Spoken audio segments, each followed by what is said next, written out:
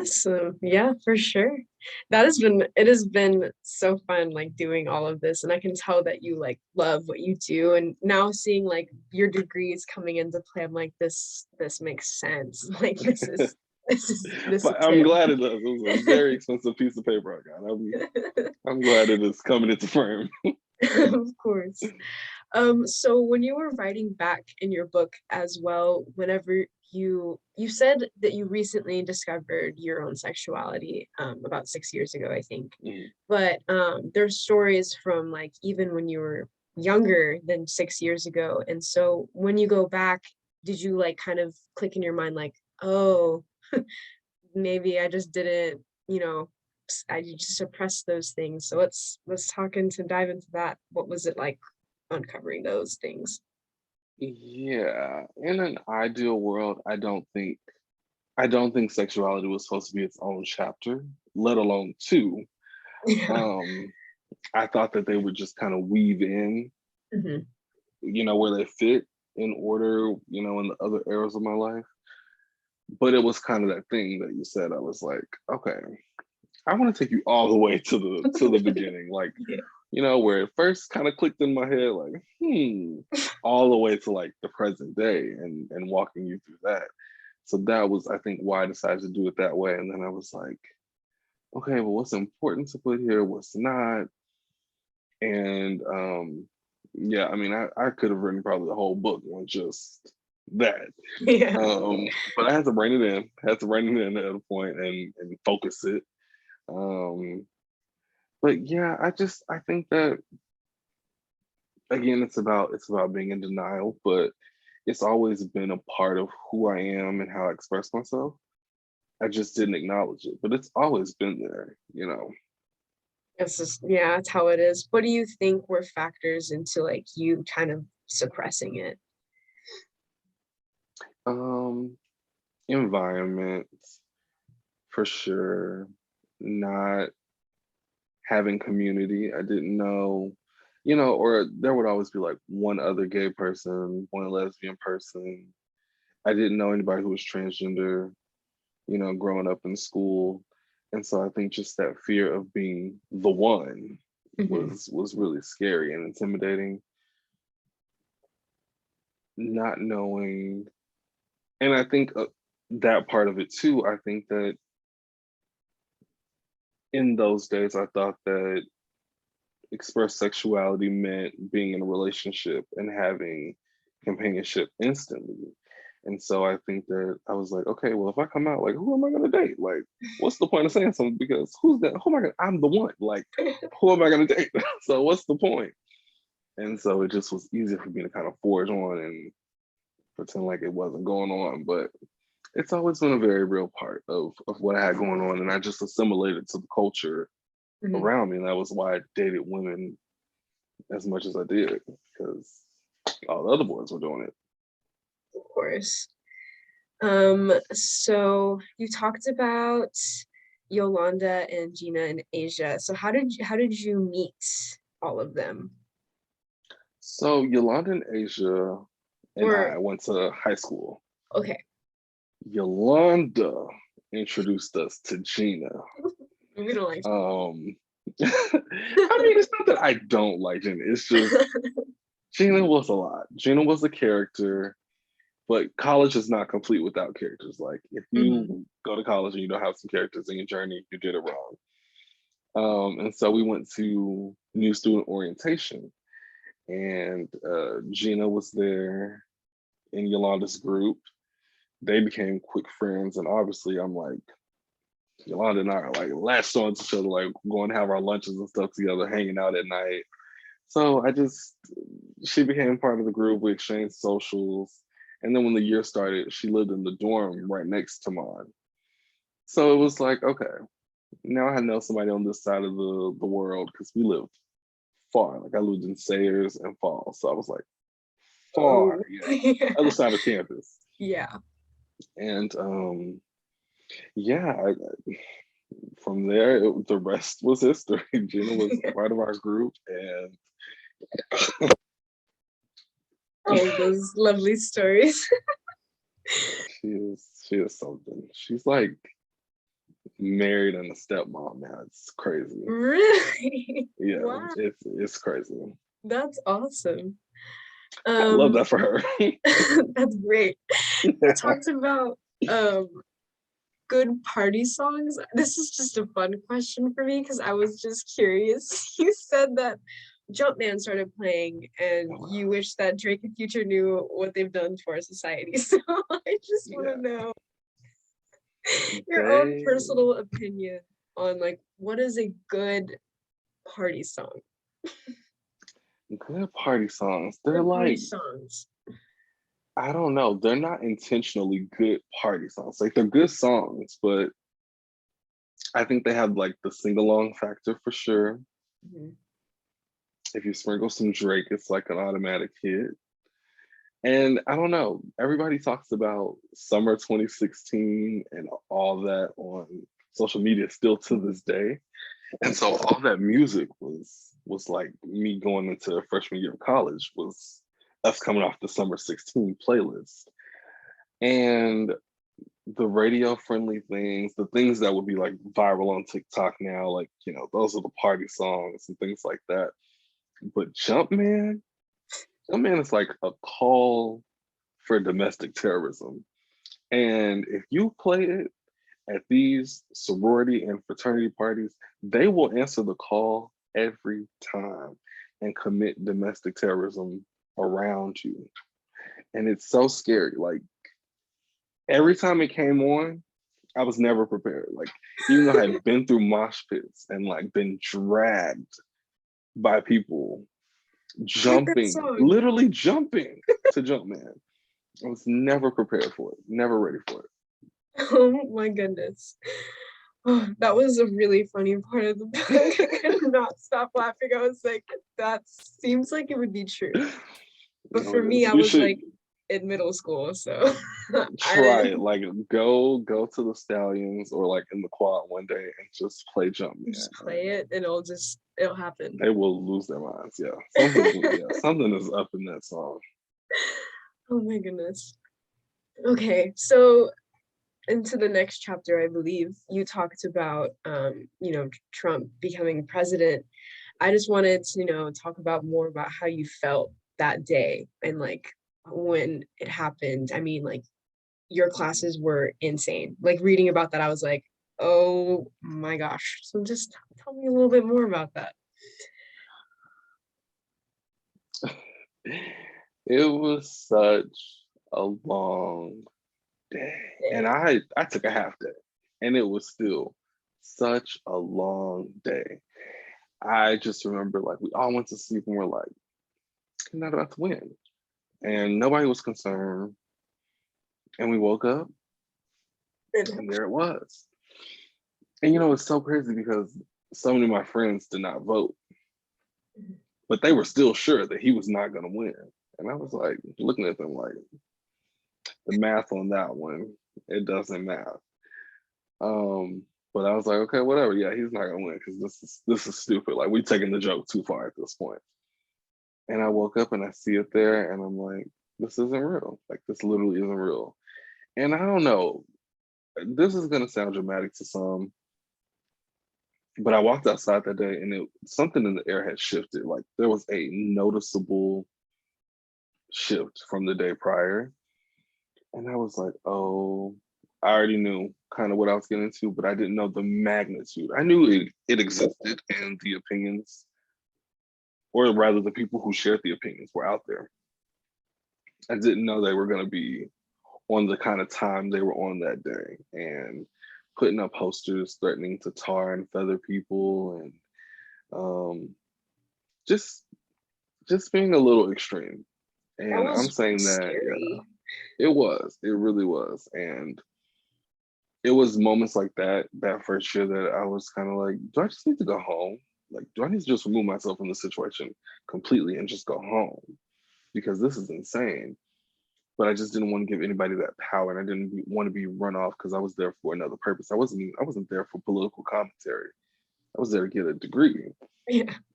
But you know, the biggest presidential election just happened to happen 3 months into me being at school. Wow. That's insane. I just realized, were you this is like so off topic, but I just thought about it, sorry. During the pandemic, were you at school or did you had already graduate? I was in school, but even before the pandemic, I was already shifting to like online classes. So I didn't spend like my last year and a half, almost 2 years on campus. Oh, okay. I was Yeah, just wondering because I know that affected a lot of students because my brother was here and he just came home right after and was really upset because he had just yeah. Did he get to like graduate and stuff though? he's still in school. So Okay. I don't know what year he is though. I think he's a junior. I'm not No, too it's sure. fine. Look, we have to all worry about like ourselves and just getting out ourselves. I don't, yeah, Siblings is like, I sort of know. I know how old he is, and yeah. that's all that matters. You know he's in school and that's important. Exactly. You know he's here. I wanted to talk a little bit about social anxiety and how that was making friends, because I know you said that you struggled, I think it was your sophomore year, with making Mhm. friends. So just touching on like you said yourself, did you have social anxiety? I I don't know if I would say it was that at the beginning. I do think that anxiety worked its way into my life sophomore year. Like it became pronounced and prevalent. Mm-hmm. Um, but what I think was my thing freshman year was or freshman and sophomore year, was I was seeing how easy it was for everyone else, and I was struggling on every front to like make friends. And I was like, this is just so weird. Like I did not have friends in high school. Like, I had a group. I was like, dang, like I just want a group. And it was like I had people I had a lot of classes with, people I'd see around campus a lot. And it was like we were associates, we were like affiliated, but we hadn't taken that Like a step to group. become Yeah. friends. Yeah. And it was like, I don't know what else to do. So I was really feeling more defeated, I think, than anything. Cause I was like, oh my God, like this should be going so differently. And it's just Mhm. not. Um, so yeah, that was that for me. How did you kind of like overcome like those feelings? I know that after you got your group, it like sort of kind of went away, but I know that you said too that your group kind of like separated after Yeah, one semester. So just talk about like how you dealt with that yourself. I think for me,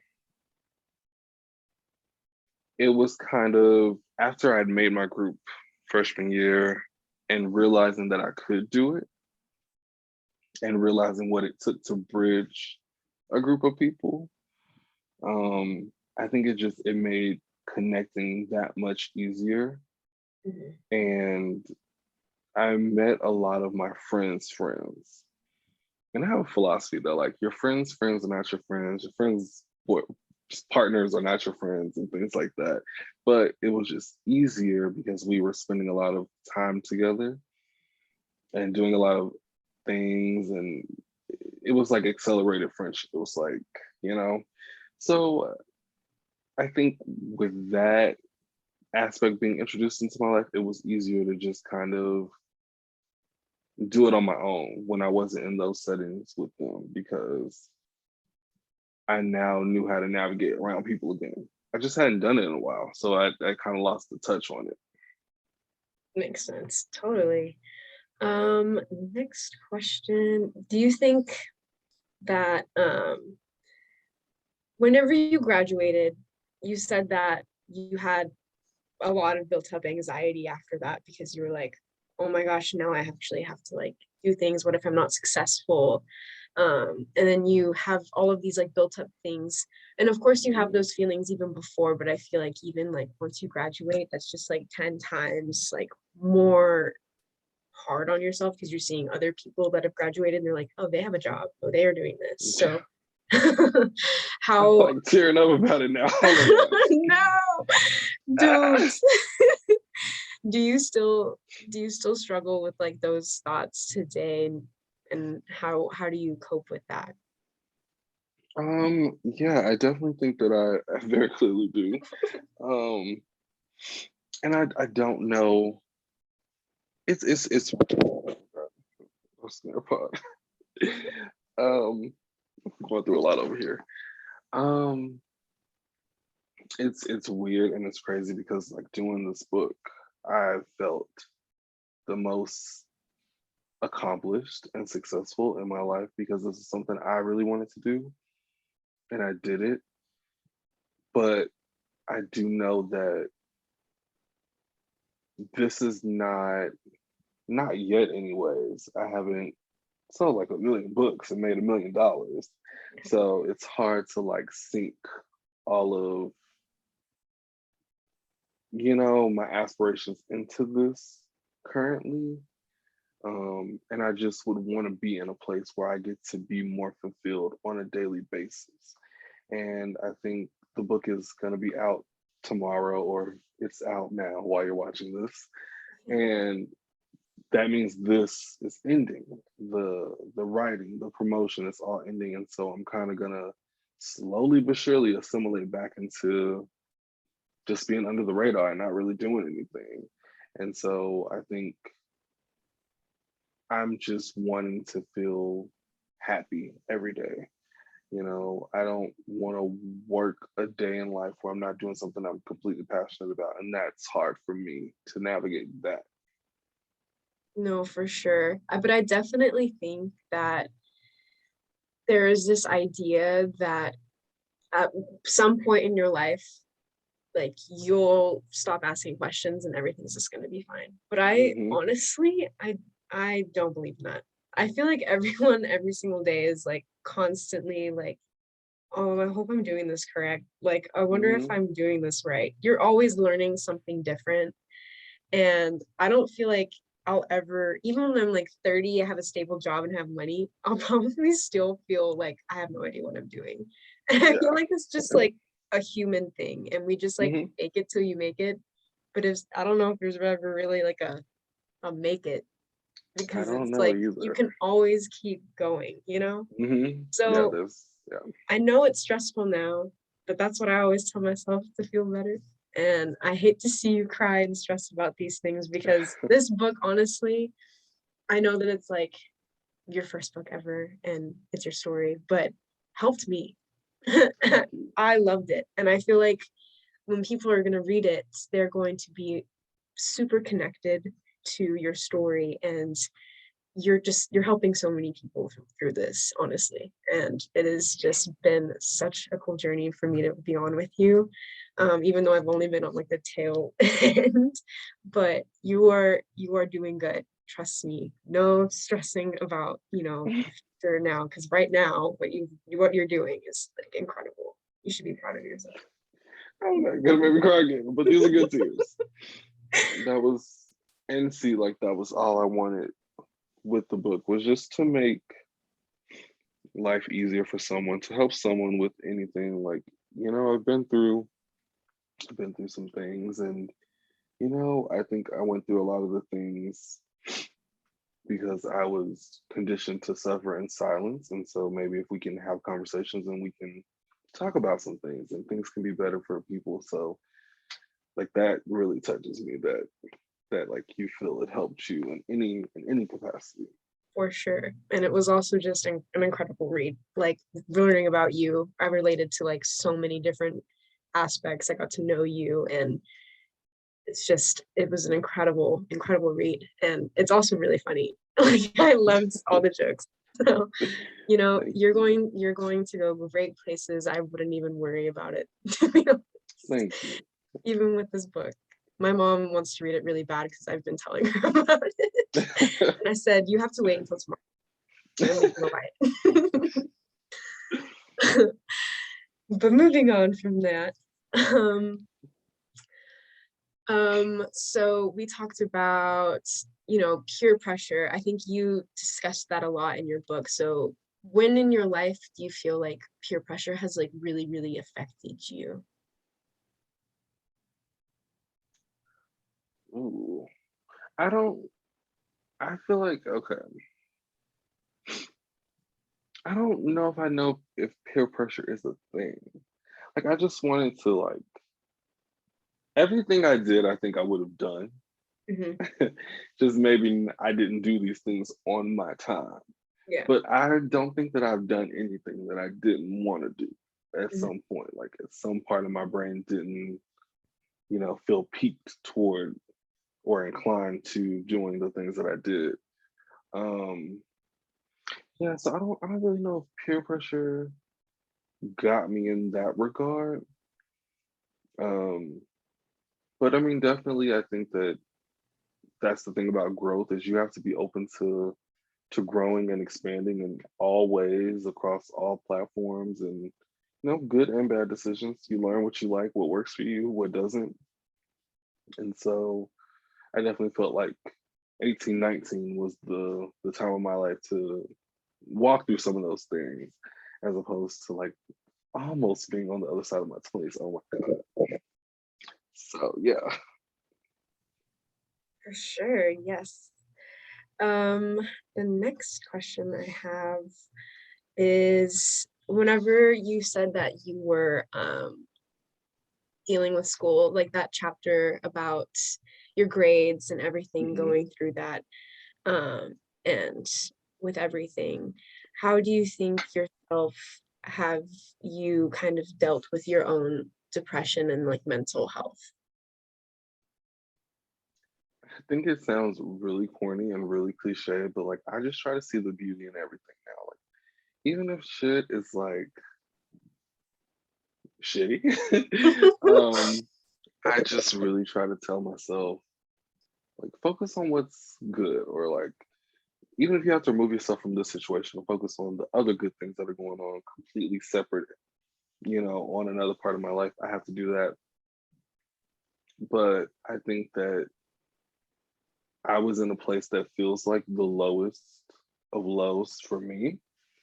And so I think just having that as a frame of reference of where I don't want to go, and when I start seeing those signs, just taking care of myself, Mhm. even if I'm starting to feel sad and I want to have a drink or, indulge in things that I shouldn't or things that have been bad habits for me in the past, then I'll stop myself and I'm like, okay, let's not do that today. Like there was a period of time I didn't drink for like a month, and it was just because I wasn't having mental clarity on those days.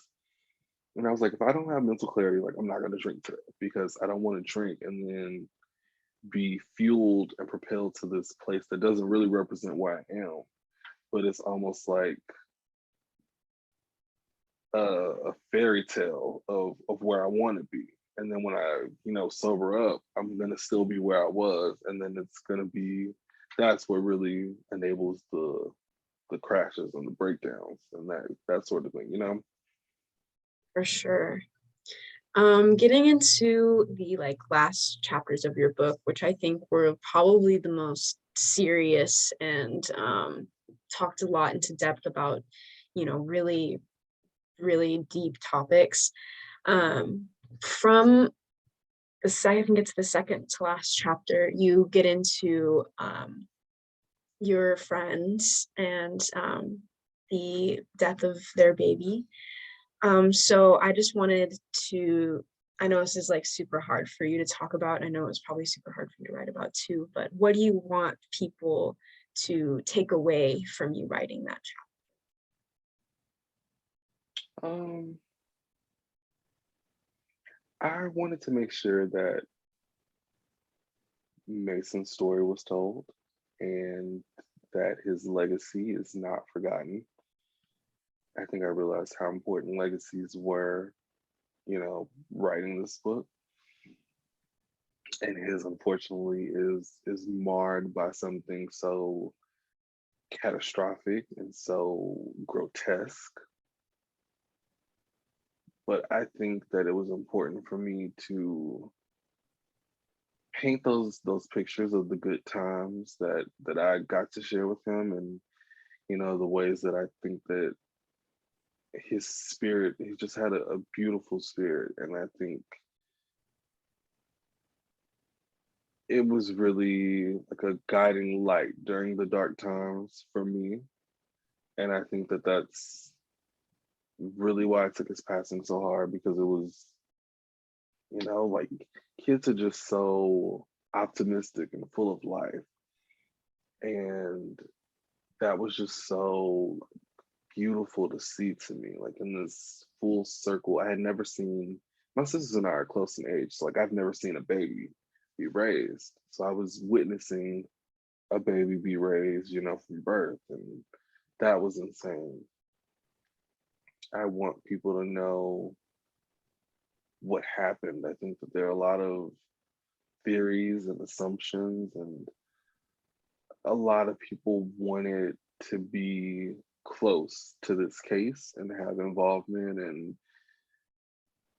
that was so weird to me. I would have given my last to like not been associated and involved with all of this, especially the ways that it impacted and affected me. And so I think I want people to be mindful and cautious of that when they are trying to put themselves into shoes that they could never fit. And it's not like I have pride of being able to fit into these shoes, but I haven't been able to express how that's hurt me to see that. So I hope that people are able to read that and see the other side of things. Exactly. And like you were saying, I remember in our like first interview that we did, you were wanting to first of all tell a story and then tell your own as well, like through that whole Hmm. process. Because a lot of people don't understand how something that like big can impact you. And I feel like you sharing that story is, it was probably really hard, but I feel like it's going to help a lot of people. And I bet you it really helped you, to get that out for yourself. But I feel like with a lot of incidents, people want to know everything and they are Hmm. pretty insensitive whenever they're trying to pry about things. And um, I know that you probably went through a lot with that, and I'm really sorry because that's just it's sad that that's how people are in this world. I think that was the most unfortunate part of it. I'm like really trying to hold back tears here. Yeah, no, you're okay. Um, yeah, it was, I don't even know if I have words for it. The ways that people flooded my phone the day that they got arrested. It was invasive, it was demeaning, it was inhumane. And I think that maybe I could have come to my own terms with what had happened and accepted things a lot faster if that aspect hadn't been there. But it had just happened, weeks ago. And I was working through things and, retelling myself things that they had told me. So the puzzle pieces weren't aligning yet. And I feel like seeing people judge and attack kind of put me on defense because I'm like, at that point in time, they're still like my family. And at this point, you're attacking my family. And I am so fiercely protective of my friends and my family.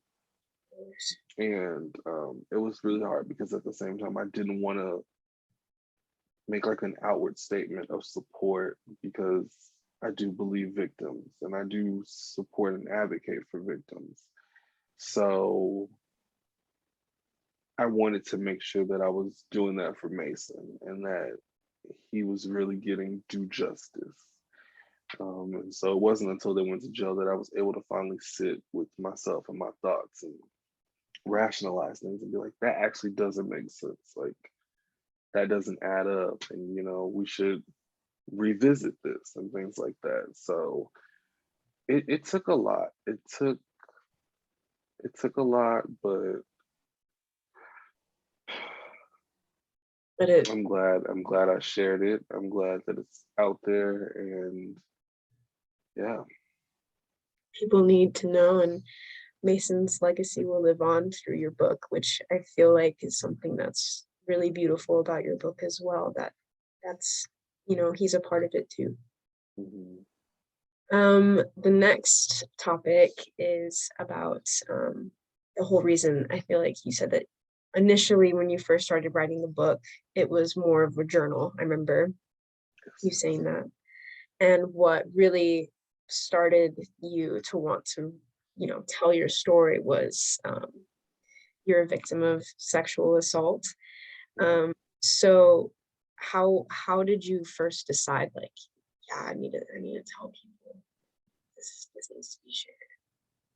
Well, it was one of those things, like, it was a letter to me, and I was like, oh man, like that felt good to say. Mhm. And I'm just thinking about my friends are gonna read this book, or at that point it wasn't a book, but in the earlier stages of me deciding to write a book, I was like, okay, my friends are gonna read this, and I had put in so much in that chapter, I believe, and I was like, they're not gonna get it. They're not gonna get it if I give them, just fragments of this era of my life. Like I have to say everything. Um, they're the things that I would not feel comfortable, I don't think, saying out of my mouth in person. But I wanted to say them, and I wanted the people who knew me best, or who I told myself knew me best, to know what I went through and how those things impacted and affected me. And I think that was the hardest thing that I had to write about, because nobody knew. I knew the other things, but nobody knew this. And yeah, that was Or that was hard. I didn't even know that nobody knew at the time you were writing it. Um, so now it's like your story is going to be shared with so many people, and coming out with that is really, really hard. And it's very brave of you as well. Um, and reading that chapter, I mean, you put so much detail into everything, but I feel like that's what's so important about the chapter being involved in the book, because Mm. it is something that happened to you, and it's something that happens to a lot of people. And it's something that I think, needs to be shared so that other people can know that they're not alone. And I think that's really, a hard thing to do, but a good thing that you did to share with other people. And um, I know that you said in your editing process, going back, those last two chapters, I think you said were the hardest to edit. Um, Yeah, yeah. so how was your process with that? Did you just go through it like once, or did you just type it out and you're like, that's it, I can't? I typed it. We did like the initial round of edits. Mm. I didn't go back and revisit them. So they were really kind of true in essence to how I typed them, how I wrote them. I thought it was interesting because the rest of the book I'd been having a conversation with myself as I wrote.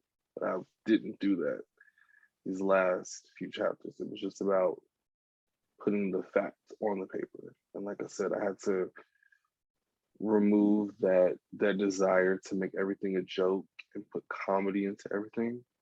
Everything just isn't funny. And so the tone is very different in those two chapters. Understandably so. But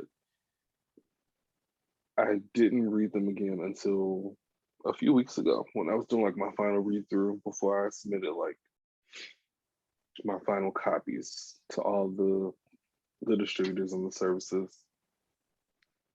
And I was like, oh, like it was just it was just very gripping to Mhm. me to read it in full, to read the book in full, and to kind of end there. And yeah, I didn't do a lot of editing. So I don't blame you. I mean, it was very, very raw two chapters, and it's I'm just it was really honestly hard for me to read myself, but I'm glad that I did because, people go through those things a lot, and it's it's something that needs to be recognized more, I think. And especially since, you're a guy, you don't really see that often. And or not see that often. It definitely does happen. Yeah. And it's very much harder for men to tell their stories because no one else is. And so you doing this is going to help people come out with those things and like understand like it's not just women that deal with these things, it's people, everyone. So I think that's really awesome that you did that. Even though it was, you know, really super hard to do. And I think that's all the questions that I had throughout my reading of the whole entire book. Unless you wanted to talk about any other things, I think there is some questions from people from your Instagram. Okay. If you wanna, I'll ask them. Into those.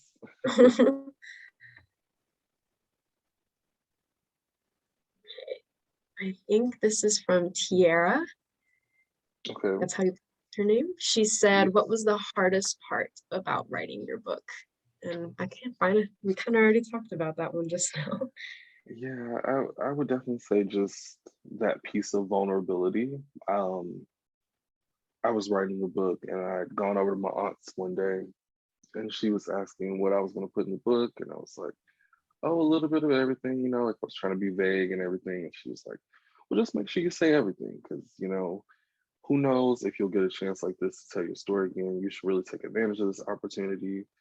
It's like, she's right. And like after I left her house that day, I rethought the entire process of how I was gonna tell this story. And I decided to just be forthcoming with as much as I possibly could after that. So definitely incorporating true vulnerability was hard for me. Well, in the end, it was very much captured. Your whole book throughout the whole thing, it's definitely there. Um, I think it's Ken.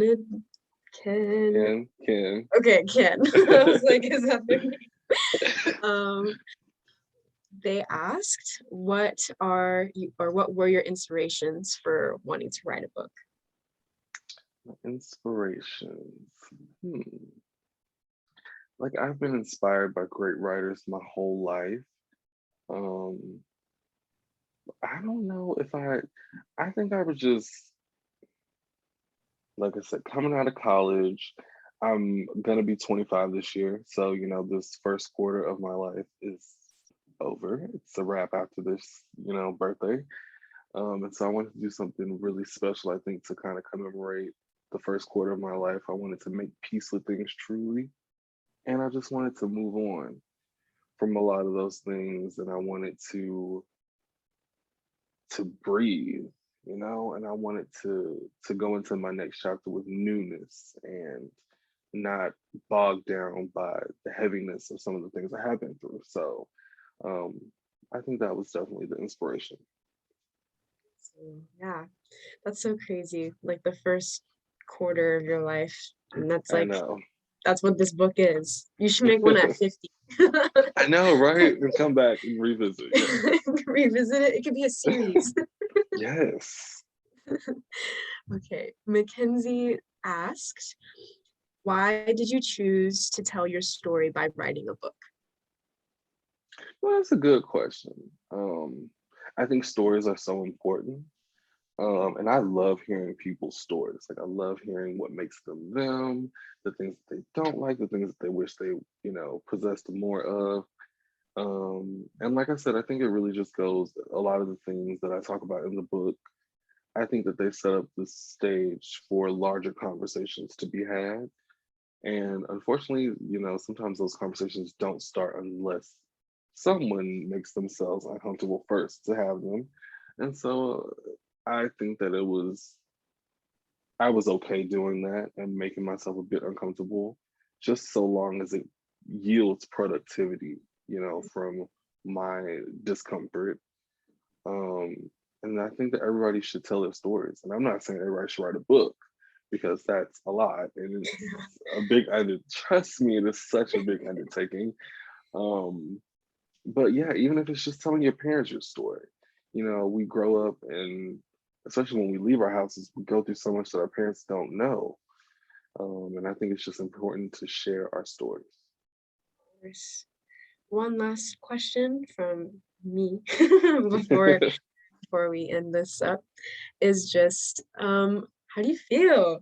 Tomorrow's the day. And like in a couple hours it's like I official. know. It's crazy. People already have like the book in their hands and people have read it like cover to cover now. So like definitely feel relieved. I'm getting good feedback.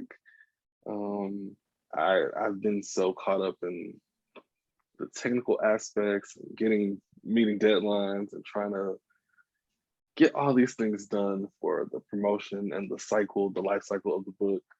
Um, I feel like I can finally enjoy it and I can, Yes, yeah. So for Wednesday, sure. I don't have tomorrow off. Tomorrow I have to go to work. But I have Wednesday off and I'm gonna just try to enjoy myself and the work that I put into this. Yeah, I'm really excited. I feel really blessed and it feels like good things are on the way and on the Yeah. horizon. And I hope that it leads to just more things and more opportunities. So I feel great right now. Oh, that's awesome. I'm so happy for you and I'm so excited. Thank you. This has Thank been you. awesome. This has been a And wonderful I have to interview. get you a copy. I have to get you a copy this week. It'll be here tomorrow. So I'll like sign it and get it to you and Oh my gosh, thank you. I'm excited. Even though I already read the whole thing, I'll probably reread it everything. because it'll be like a, like a book, A physical book, yes. Well, that's about it for today. Well, thank you so much. I really cannot Of thank you enough course. for all that you've done. Um, a lot of people don't know this, but when you did the University Star story, she actually picked my story. Like all the things that she could have wrote about, she picked my story. And I just felt connected when we did our interview. I felt she was a great interviewer. And I wanted to ask you that day to host the event. But I was like, this girl's Really? gonna think I'm crazy.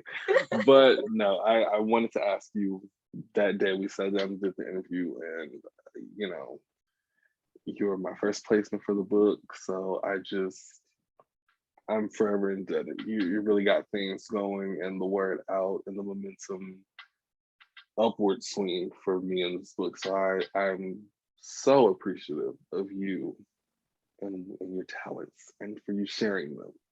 And I can't wait to see what you do in life.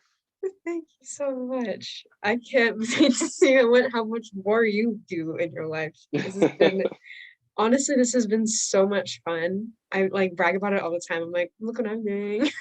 Exactly. It feels like this has been going on for like months now. I feel like I wrote your story It's like a like month, earlier this year. It's like February, right? like February for sure. Yeah. And I feel like I've been like in this process and like I've been so excited about it. It's been super fun.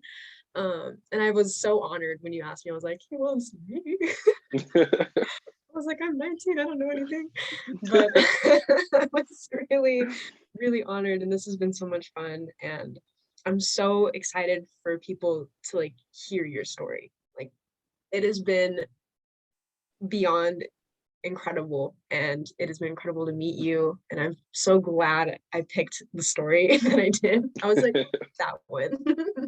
Because it has changed my life, honestly. This has been awesome. And I'm like just so happy for you and honored that I was even chosen to be here. So It's all meant to be. It all worked out the way it was supposed to. And that is the end of the that story. is how it is. Yep. Well, thank you so much for hosting again. And you guys can get my book everywhere, globally, wherever you are.